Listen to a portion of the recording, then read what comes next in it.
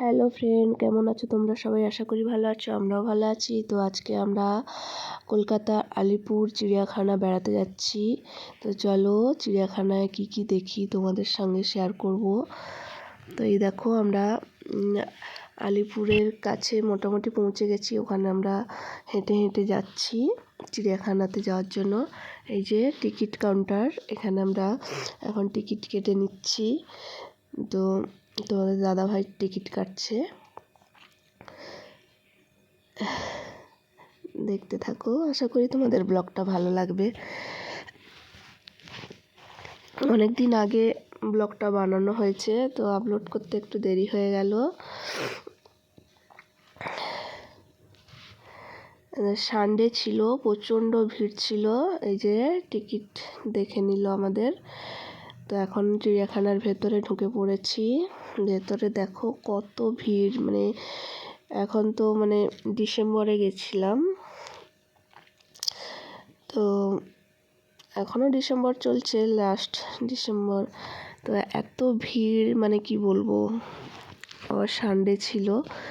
তো এই দেখো ঢুকেই প্রথমে যে কতগুলো হরিণ দেখতে পেয়েছি, ডিয়ার। দেখো কত সুন্দর, মেয়ে তো দেখে পুরো খুশি হয়ে গেছে, ছোট মেয়ে।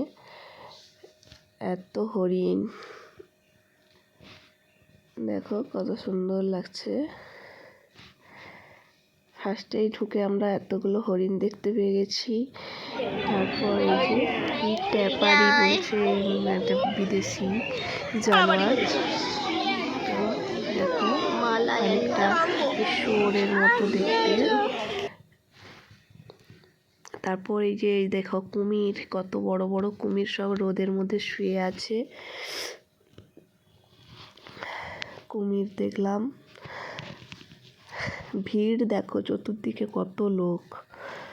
এই যে কুমির মাঝখানে।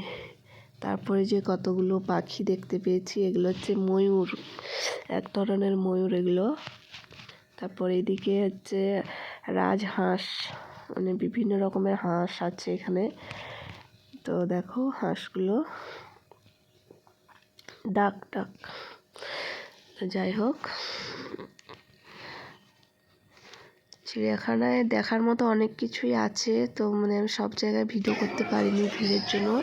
এখানে একটা বড় সারস পাখি ছিল, তো ঠিক করে দেখাতে পারিনি। তো এইখানে দেখো একটা সাদা রঙের বাঘ, হোয়াইট কালারের বাঘ শুয়ে আছে। ওই যে হ্যাঁ। তারপর এই যে একটা রয়্যাল বেঙ্গল টাইগার। দেখো জাস্ট কি বলবো, একদম চোখের সামনে হেঁটে বেড়াচ্ছে। দেখে তো প্রথমে প্রচুর ভয় লাগছিল।